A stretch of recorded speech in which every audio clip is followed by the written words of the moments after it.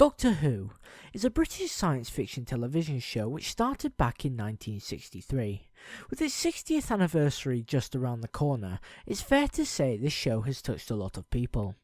With its concept of change and regeneration, the show allows itself to stay fresh and new, which in turn allows new people to come in and experience the show for the first time. Back in 2010, I myself was one of those few who experienced the show for the first time.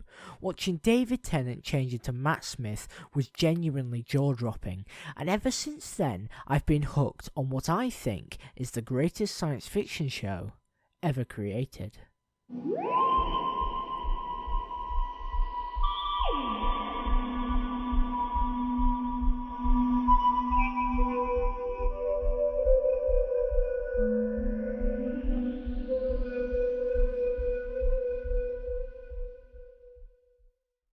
Regeneration is a concept that's been with the show ever since 1966. In the story The 10th Planet, the Doctor, played by William Hartnell, was about to do something that never had been thought of before. At the end of the fourth part, the first Doctor, as he has become known as, collapsed onto the floor and changed the concept of the show forever. As a bright white light covered the screen, William Hartnell changed into Patrick Troughton. This concept is absolutely fantastic. The fact that every couple of years the lead actor can change into another is brilliant. The different incarnations of the Doctor allow us viewers to explore different types of character development, because if we take a look at each incarnation, they're all different from one another. Take the first Doctor and the 13th Doctor. Their portrayals of the Doctor are completely different and drastic from each other. When we first meet the first Doctor, initially he is grumpy and lives in a junkyard, completely alienated from society. It's only when he meets the two school teachers, Ian Chesterton and Barbara Wright, that he starts to open up to meeting the other species of the universe. Come on, Barbara. Let's get out of here. No use, you can't get out. He won't let you go.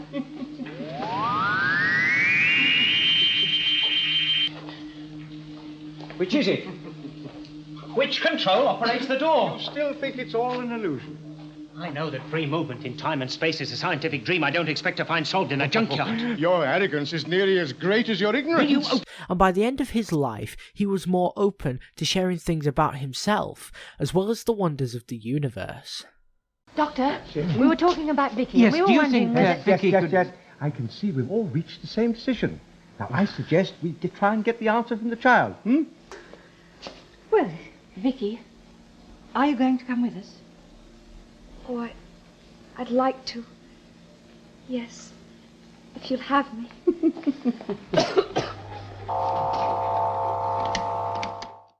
But if we look at the latest incarnation played by Jodie Whittaker, it's a completely different story. Because when we first meet her properly in The Woman Who Fell to Earth, we are immediately met with the childlike nature of her personality. Can we have the lights and siren on? No! And throughout her tenure, her personality begins to change and shift, because as of the course of series 11, 12 and 13, she begins to want to keep more of what she knows to herself. So everything we saw, everything we've lied to people about, is this normal for you? I'm just a traveller. Sometimes I see things need fixing. I do what I can. Clever and dangerous, our Carvanista. So why are you obsessed with following him? I don't know what you're talking about. I need to see a man about a dog. That's all you said. But it turns out the man is a dog and is called Carvanista, and you won't tell me why you were so interested in him. If you look at this change, you can see that these two Doctors have somewhat of the same change, yet in the opposite directions. With this unique ability, it allows the audience to have their Doctor, which they can relate to as well as grow up with. What? What the For me, my Doctor was Matt Smith. With Matt Smith being the youngest person to ever play the Doctor so far, to me he manages to balance the weight of the Doctor perfectly. With his incarnation having such a young face, you are never really able to tell if he is over 900 years old. For example, take this snippet from the Series 7 episode, The Rings of Akhaten. I saw the birth of the universe and I watched as time ran out. moment by moment until nothing remained. No time, no space, just me. I walked in universes where the laws of physics were devised by the mind of a madman. And I have watched universes freeze and creations burn. I have seen things you wouldn't believe. I have lost things you will never understand. And I know things, secrets that must never be told, knowledge that must never be spoken. Knowledge that will make Parasite God's blaze! Throughout this speech, you can tell that he is really giving it his all, and it works. From the tears to the line delivery, it is beautiful, and reminds you that this babyface character has gone through so much loss and sorrow, as well as reminding you that this character is over 900 years old.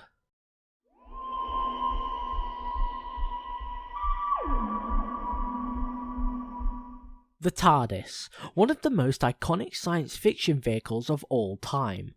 Unlike the DeLorean from the Back to the Future franchise, or the phone booth from the Bill and Ted movies, this time ship has the ability to not only travel through time, but space as well. One week you could be in 1066 watching the Battle of Hastings, but then next week you could be on an alien planet within the year 3076. This marvellous contraption allows you 100% guaranteed fun.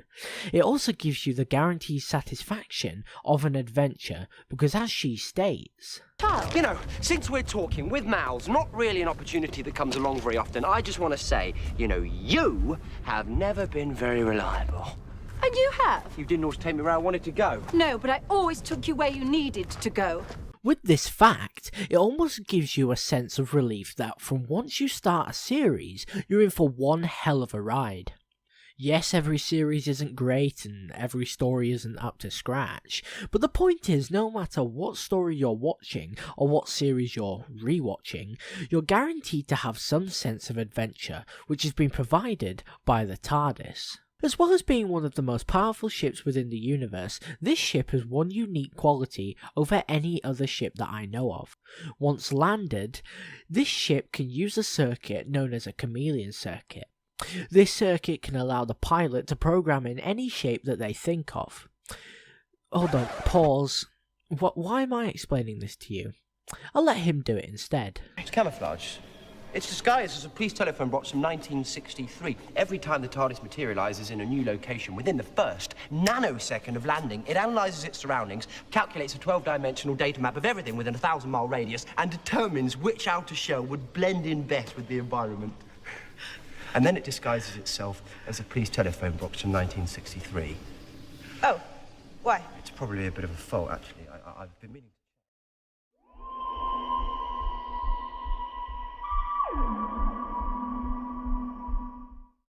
I thought for the last part of this video I would focus on the whole show, instead of the two small concepts I've mentioned earlier.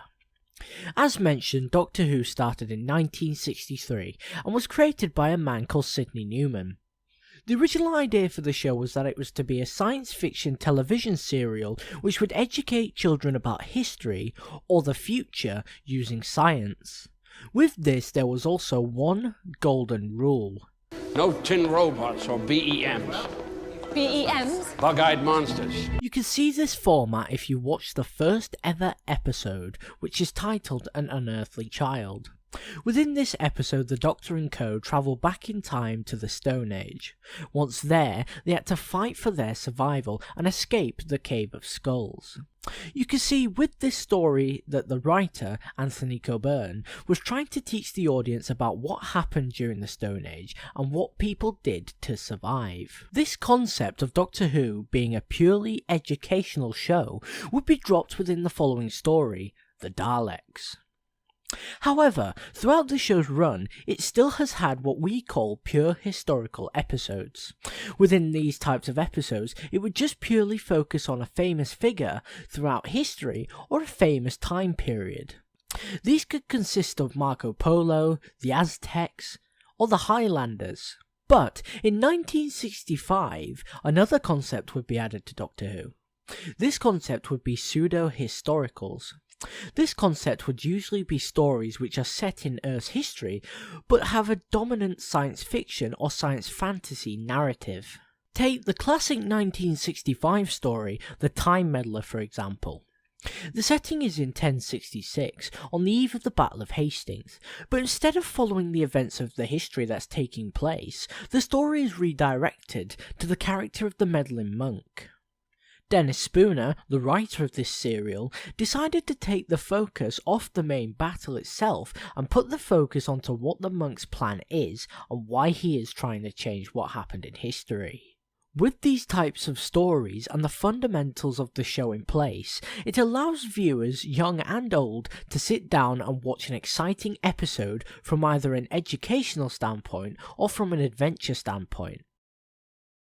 So, why do I think Doctor Who is one of the greatest science fiction shows of all time?